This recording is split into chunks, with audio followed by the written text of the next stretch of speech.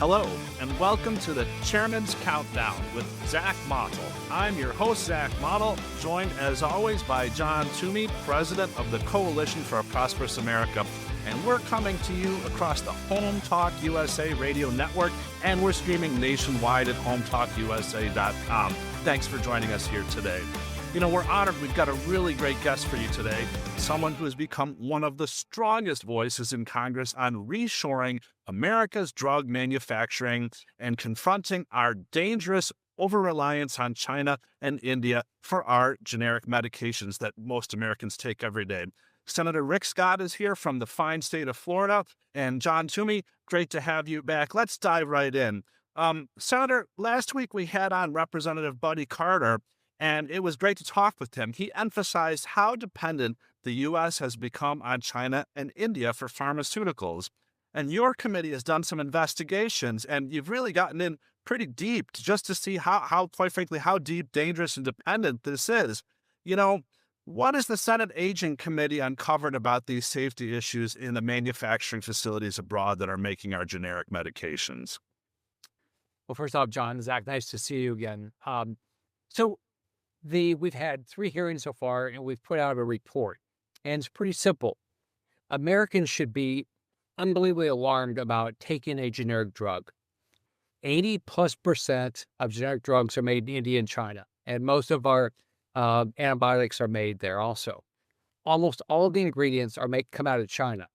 Now, first off, just think about what China is doing with regard to rare earth. So they could just shut it off, like they've done with rare earth, anytime they want. So let's just say that's all they do. They say, nope, we're not going to give you any more drugs. Okay, we only have weeks of drugs sitting in this country, generic drugs from China and India. So we'd have to really ramp up, which would be very, very, very difficult. So I think if that, number one, puts us at a big disadvantage. Number 2 is you would think that what you're putting in your body has been somebody in the federal government has actually tested it, right? Aren't we led to believe that we got this great FDA that goes out? That's FDA approved, Senator. Yeah. I mean, don't you think that, that they're out there busting their butt to make sure these are safe? Not true. Now, if a drug was manufactured in the United States, the FDA does unannounced inspections. So you've got to be on your toes each and every day if you're a manufacturer of drugs in the United States. But if you're in China or India, guess what? They give you notice. They're not unannounced, they're pre-announced. So you have time to clean up your problems, repaint the building, all right? Get rid of all the bad stuff, fabricate your information, doing all those things. So that sounds like the FDA is probably not doing their job, which they are not, okay? So that's number 2. Then number 3, so we already know that it might not be safe for you. There was a study out of the University of Indiana that you have more than a 50% increased chance of hospitalization or death if you take a generic drug from China and India. So you put all these things together, what are we doing? Right? We're supposed to be relying on a federal government that's going to keep us safe. You think about the food you put in your body, right? You should be doing the exact same things now about generic drugs. You should, before you take a generic drug, you should question whether you should take it or not. And if you can take a drug manufactured in this country, that's what you should be doing. So we've got to get this fixed. The best thing is we got to get drugs made back in America. Well, Senator, thank you for highlighting that issue and for the attention that your committee is putting on this, because you're exactly right. We do need to get the manufacturing back in America. And besides, the safety issues and these concerns that you highlighted, I mean, it seems incredibly unfair that a domestic manufacturer has to deal with, and again, it's good. We want them to have to deal with the regulatory burden. We want the unannounced FDA inspections, but these foreign companies that are accessing our marketplace and quite frankly have captured the majority of it don't have those same hurdles. That seems incredibly unfair to me. And again, unsafe. And we certainly want, at the Coalition for Prosperous America, we represent domestic producers. We want these good jobs. Americans certainly aren't paying less for healthcare, right? And we're paying to subsidize manufacturing. We're paying for drugs made in India and China. Why don't we have those good jobs here, right? I want to see Americans employed by the American healthcare system. But Senator, can you tell us a little more? I mean, what are the consequences? Are there health consequences when these drugs come from the unreliable foreign sources? I mean, people are at risk. Is that true or not?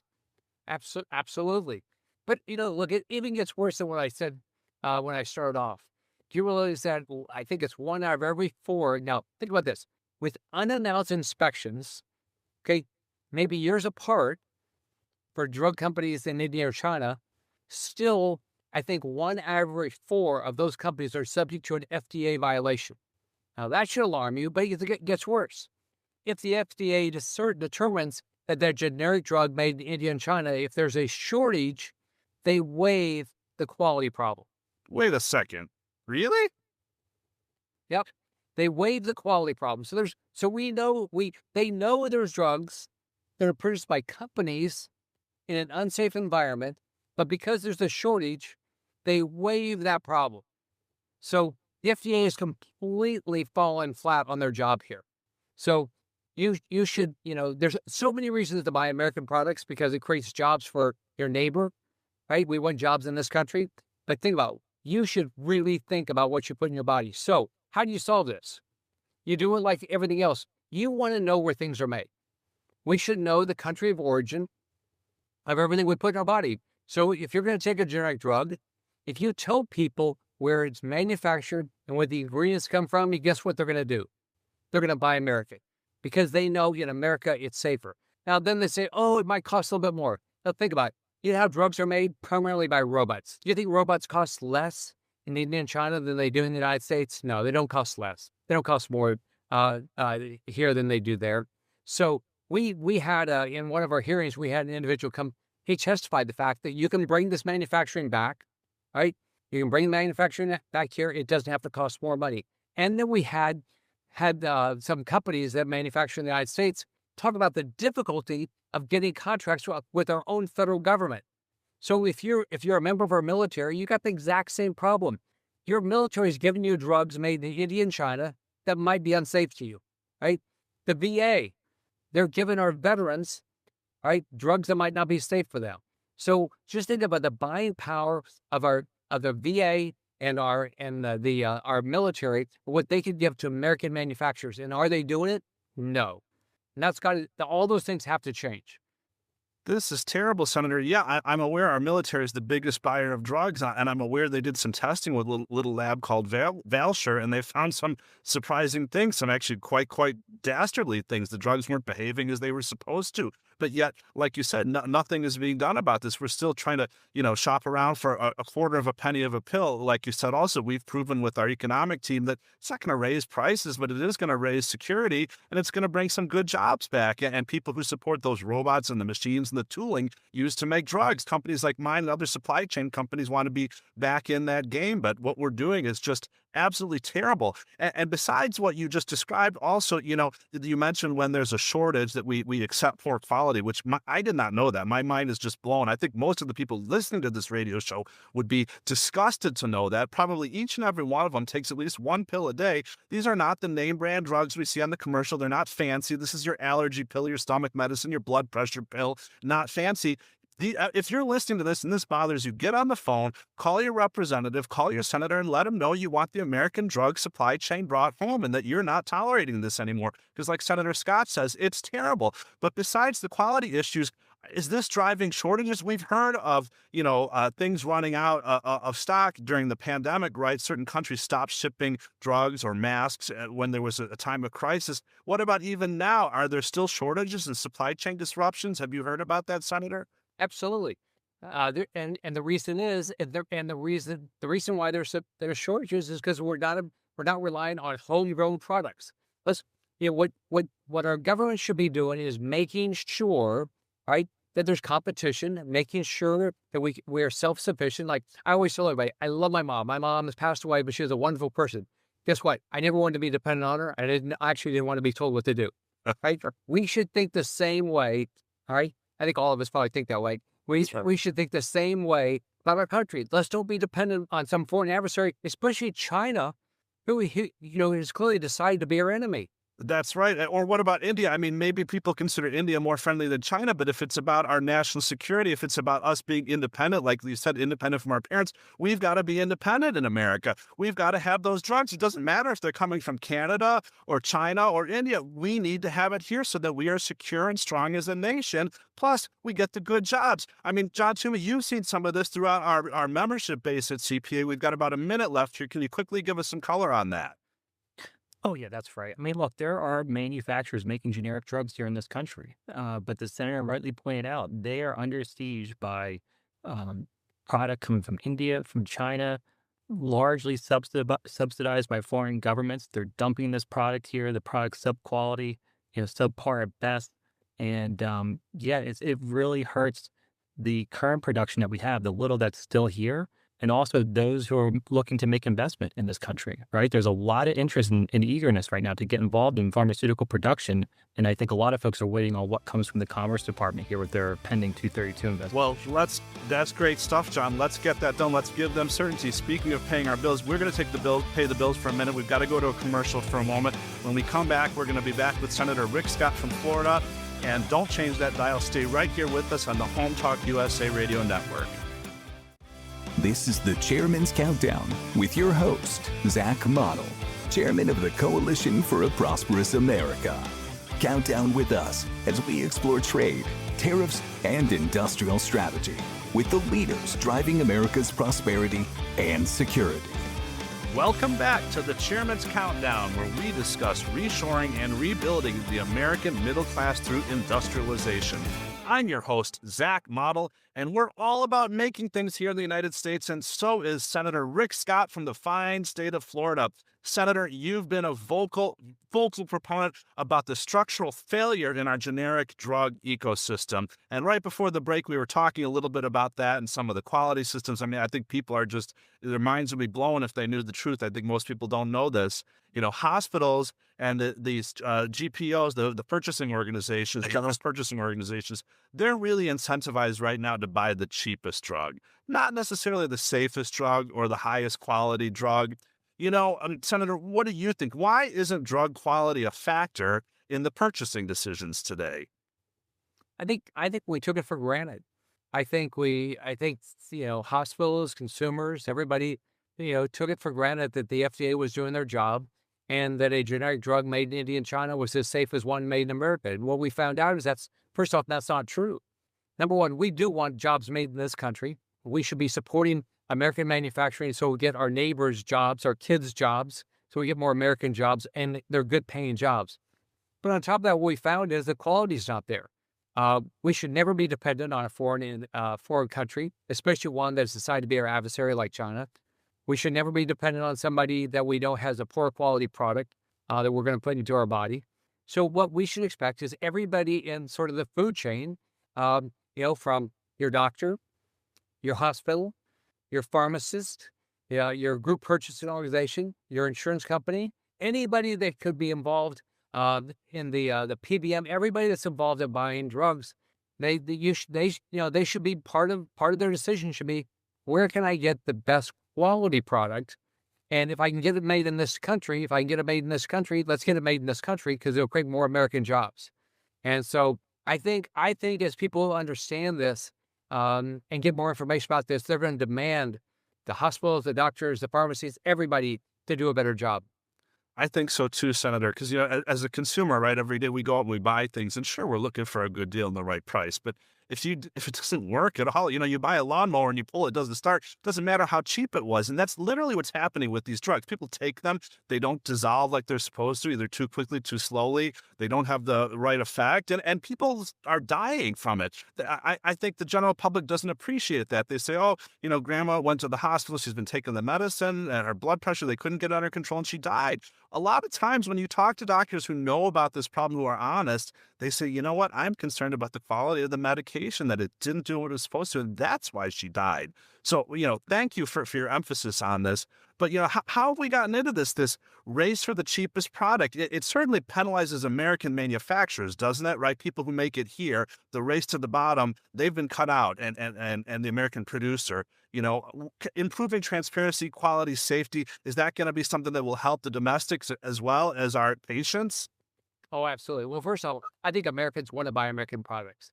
I mean, it's just like, but what frustrates me is if you go on a website, if you go on Amazon and you want to say, I only will buy American, it's almost impossible to get the information. You can't tell. Well, you get the box. No, I've had a bill to fix that, but it hasn't been, Amazon has been lobbying against it.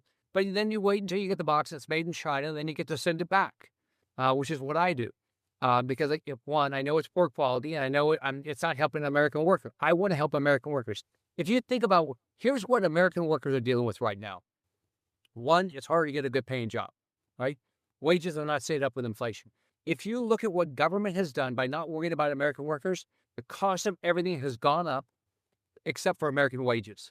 So the cost for food, the cost for housing, the cost for insurance, the cost of all these things. Why is that?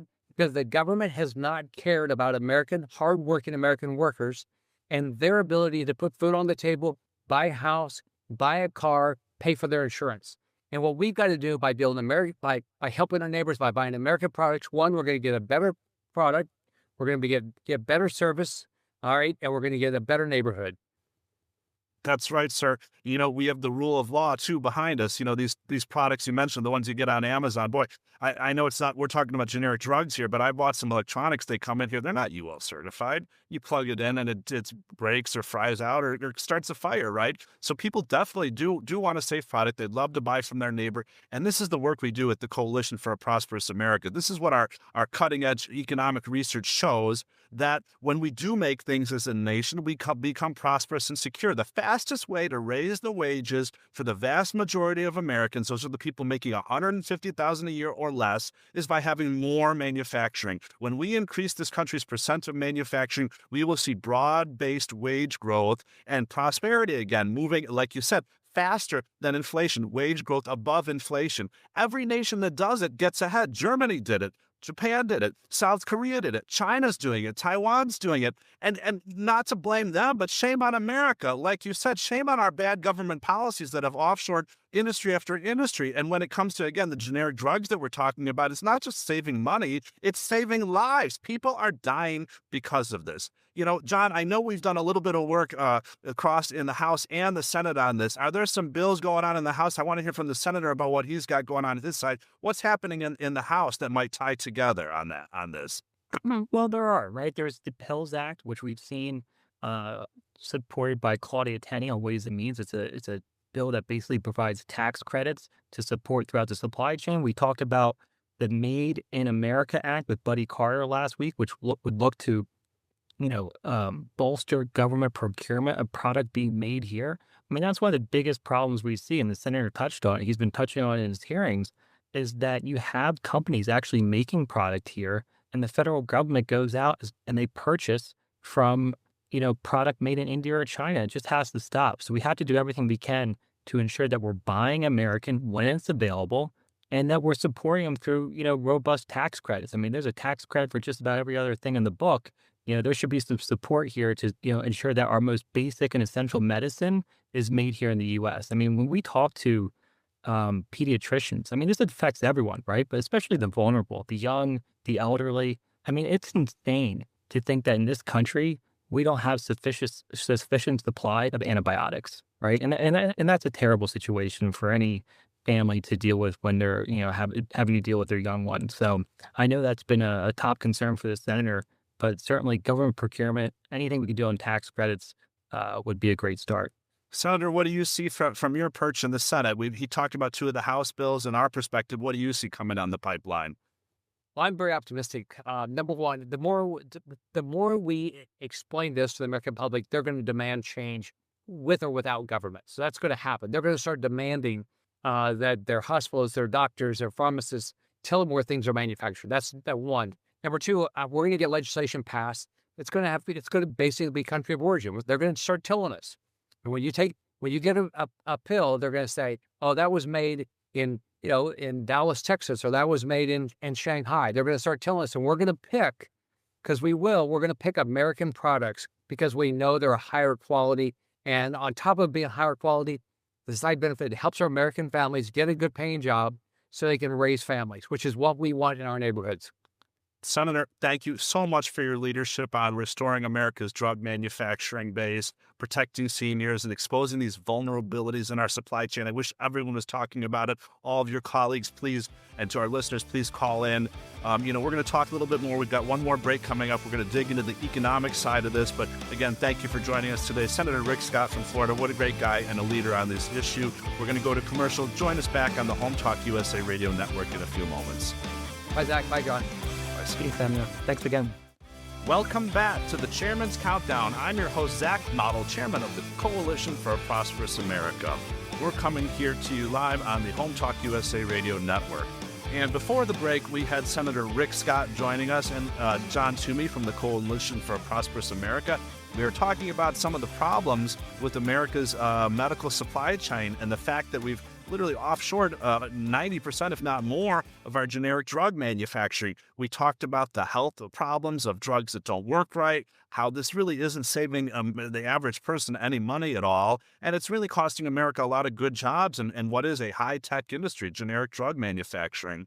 So now I want to get a little bit into the economics behind all of that, and we've got CPA's economist Andrew Reichenberg here.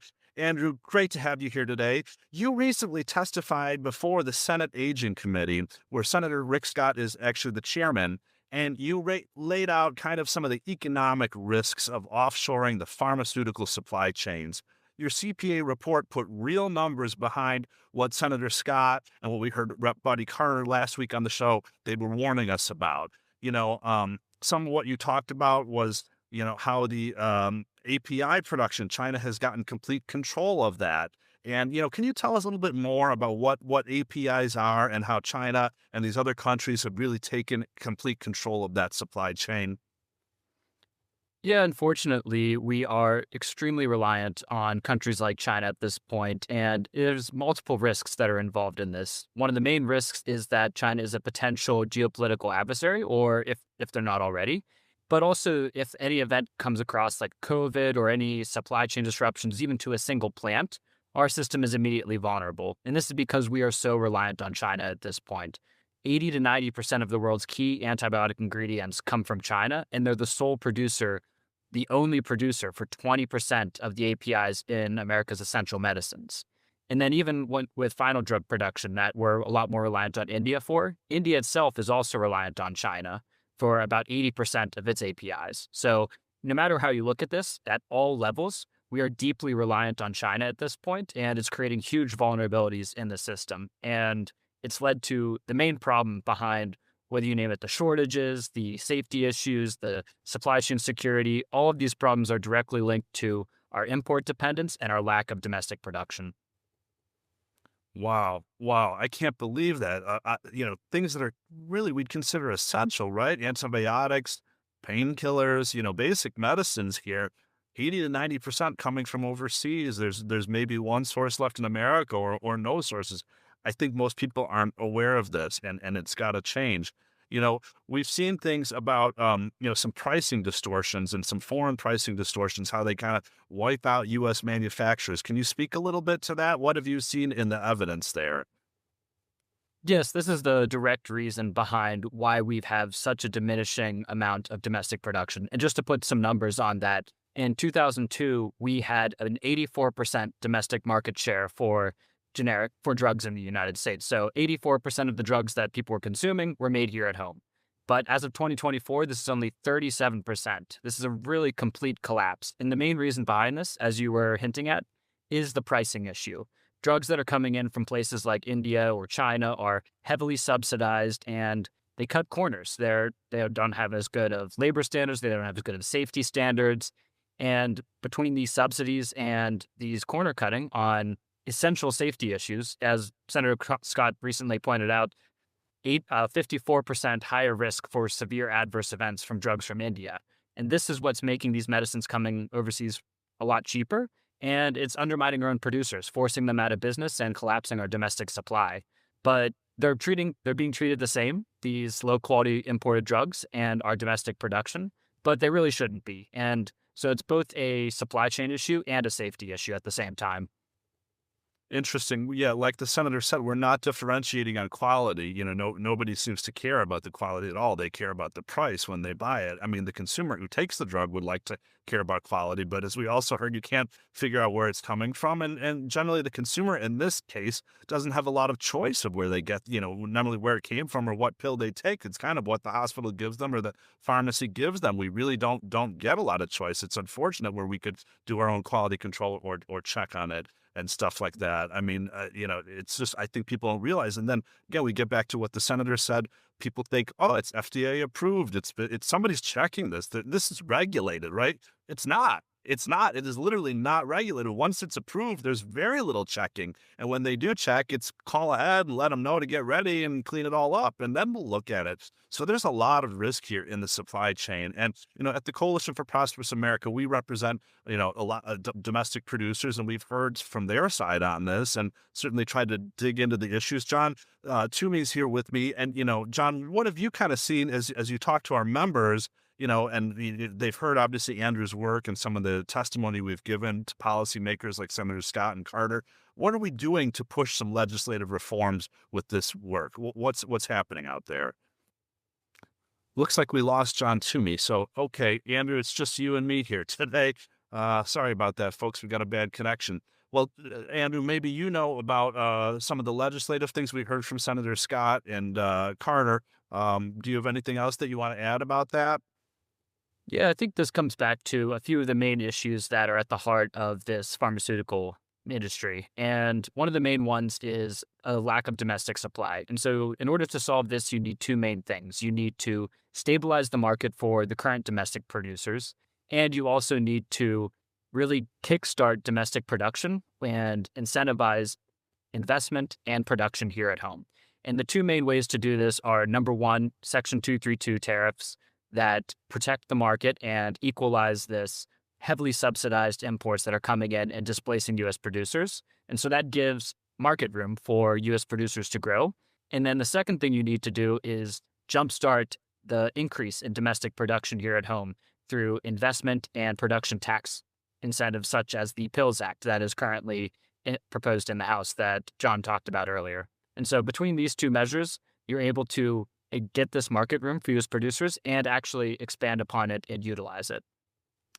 And I think these kind of things are what, when we talk about producers wanting to get some certainty, right? There's a lot of money waiting on the sidelines to invest here in America, create jobs and start this up. This is the kind of certainty they're looking for, correct? Some certainty on tariffs and policy that would make people comfortable spending. If you're going to spend $1 billion on a plan, you certainly want to know that you're going to get a return on investment. Is this what they're looking for, Andrew? Exactly. And a lot of these facilities, they can be constructed and production can increase relatively quickly, but even that is a 12 to 24 month timeline to get a lot of these facilities up and running. So in order for these investments to really play out, you need this long-term guidance. You need long-term established policies, whether they're production incentives, whether they're tariffs. And this gives that nice forward guidance so that companies can be confident and invest that America does care about drug quality. They do care about having a manufacturing base here at home, and they can make the decisions to make that a reality. Yeah, well, I certainly want to see that come back for the safety reasons we heard about, but also the good jobs and the good supply chain. Because, when they build a factory, they need a lot of inputs for that factory. And those things certainly do flow down. And that's why manufacturing is one of the highest job creating industries out there. So good. I see we got Jon's connection back up again here. Jon, we've just been talking with Andrew a little bit about, bringing the production back and what can help with that. One of the things we hear about when we talk about incentives, it sounds like, people, I think in their mind, they worry they're going to be paying more for medicine, right? This is going to drive up the cost of healthcare for people. And I know that's important right now, but is that really the case? If we bring our medicine home, is it going to raise prices? No, absolutely not. I mean, and that's the beauty of the report that Andrew put out, right? Showing just how much of a markup there is in the generic drug supply chain, right? I mean, these costs will be, absorbed from both the middlemen, the PBMs, the GPOs, the hospitals, the folks all throughout the supply chain leading up to the patient. And, in some cases, I think, we had a real world example where one of our members was manufacturing a product and I think it came out to about $1.30, right? By the time it hit the patient, it was about $8. where where did the additional cost come from? Well, it came from the More than 4x, right? right, more than 4x. And so there's plenty of room to absorb whatever marginal increase in price there will be. But can you really put a price on safe, effective medicine? Right? Like there's an old saying, cheap is expensive. I think that's Yep. where we've hit. We've hit rock bottom.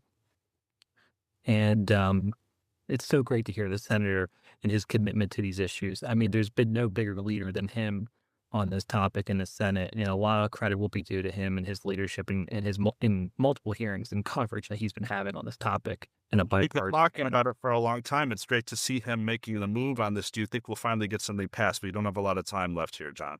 I think we will. I think we'll see something. I think there's a bipartisan interest. I think a lot will determine how much commerce handles on their own, and hopefully with Scott, we can see some good finality to the issue.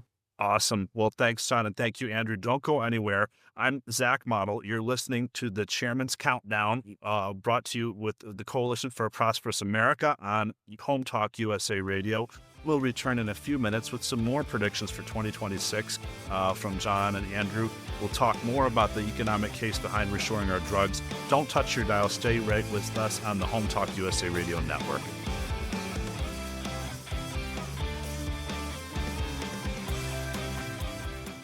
Welcome back to the Chairman's Countdown. I'm your host, Zach Mottl, Chairman of the Coalition for a Prosperous America. You can see more about our work at prosperousamerica.org. Just before the last break, we were talking to Andrew Reichenberg and Jon Toomey, both from the Coalition for a Prosperous America. And before that, we had Senator Rick Scott from the fine state of Florida. We were talking about some of the concerns regarding the offshoring of our drug manufacturing and active pharmaceutical ingredient supply chain and how that really doesn't get cheaper medicine for anybody and presents a lot of health risks for Americans taking medicine. It also doesn't get us good jobs. But you know what? There are some good news, some bright spots. We heard some legislation from the senator and a week before from Representative Carter about some possible changes coming down from the Washington on this. But even before the actual changes have happened, President Trump has been talking about this issue and talked about the Section 232. There's an investigation going on right now on our drug supply chain, and there's a potential threat of 100% tariffs to be levied on that. And you know what? It hasn't even happened, but what has happened, just the talk, just threat, just looking at this problem, Pfizer has invested about $70 billion in America to bring drug manufacturing home, and Eli Lilly's in two separate investments has put in $11.5 billion into American manufacturing. So, the tariffs are working. They are bringing the drug supply chain home. And, it's not raising prices. In fact, just today, Lilly cut the drug, their famous weight loss drug, the one that everybody wants to be on, they cut the price of it. So look, we're bringing the manufacturing home, we're lowering prices on healthcare, and we're getting such an improvement in quality and safety. Again, people don't even realize what's out there in their medical cabinets. It's dangerous. So let's bring that all home. And to do that, there's a lot of economic benefits. I mentioned a few of them, but Andrew, can you tell us a little bit more about some of the benefits of reshoring the pharmaceutical and the API manufacturing? Yes, these investments that you mentioned, these are directly from the policy announcements or the policy guidance that's coming from the U.S. government and specifically the Trump administration. And it really cannot be underestimated how powerful these sort of policy signals are for businesses looking for these to make these long-term investment decisions here at home. But the economic benefits of this go far beyond just these investments and these new manufacturing sites. Those have those jobs themselves, but there's also huge employment multiplier effects that happen after these jobs are created. For example, the Economic Policy Institute has calculated that for every 100 durable manufacturing jobs here in the U.S., there are 744 additional jobs that are created throughout the supply chain. This includes 300 additional jobs at direct suppliers who get business from the manufacturer, and 450 induced jobs. And these are the economic ripple effects, the new employees that are made from spending at restaurants, at stores, services, paying local taxes for schools, police departments, and more. And so this is one of the highest employment ripple effects throughout any economic sector. And so that's why these sort of jobs are so important for entire communities here across the U.S. And then on top of that, this is also going to have great benefits for other players in the U.S. economy and healthcare system, such as hospitals. They're going to benefit by not having to pay 300 to 500% documented markups when there's a shortage. And so really, this is just going to be a win for not just the healthcare sector, not just patients, but the entire economy. That's fantastic. A 7.4 multiplier, Andrew. We should just be, chasing these things, laser focused on bringing these kind of jobs home because of the economic boom that we get from them and the national security. Jon, it wasn't always like this, right? We used to have a much richer environment. What are your thoughts on some sectors where the U.S. can win back quickly? Is this one of them, pharmaceuticals, with some quick legislation? What did we see in the past? What could we see in the future? Yeah, no, it definitely is one of the industries. And I mean, it's an industry that should be targeted, right? If you look in the mid 80s, around 1984, going up into the mid 90s, we had a robust domestic footprint of production here. Everything from API, the active pharmaceutical ingredient, to the fill finish of the product. I think it was around 1990, 1995, about 218,000 people employed in this industry. That was about 1,500 different U.S. pharmaceutical establishments, and establishments could be everything from API to the fill finish of a product. That was a pretty substantial, robust domestic base, right? We had productive capacity at that point in time. And then as time went on, early 2000s, we really see this progressive push to offshore, this globalization of product. And that's where you start to see the movement of the API production to China, the fill finish being offshored to India. And those governments capitalized big time, right? They threw subsidies at the industries. They made sure they were going to dominate this industry. They saw the great success the U.S. was having, right? There were pockets throughout the country that, if you look at the wealth per capita in those counties where you had production going on, those counties did really well on national average, right? Parts of Chicago, outside Philadelphia, up Route 202 into North Jersey, even out into California. And, now most of that's relatively gone. But, we do have the ability to fill finished product here in this country. We lag in certain critical capabilities like fermentation to make antibiotics. We lag in cytotoxic capabilities to make chemotherapy products. All those things can be built, right? We can build greenfield, facilities to manufacture those products. That's not a problem. API production, that's critical. Okay, so when the senator talked about API, we need to bring back API production. Large batch, traditional API production. There's a little bit right now in the middle part of the country, but I really think we need to deploy, a kind of all the above approach, retrofit current facilities that are out there, invest in building some new facilities in API. API is critical, right? We need the active pharmaceutical ingredient production here. Because after that, you can make these basic medicines, whether at a generic, pharmaceutical fill finish site, the person who does the end manufacturing once they take the API, or it can be done by a contract manufacturing operation, a CMO. And there are quite a few CMOs in this country where, you would go with your application and make this drug and they would make the drug for you, right? So we have the ability to do these things, but we really lag the API. That's what we need. We need the API production here in this country. And if we start to focus on the quality and the reliability of these things and we give some incentives, not a lot, we should be able to bring that back fairly quickly, it sounds like. Oh, yeah, absolutely. Without a doubt.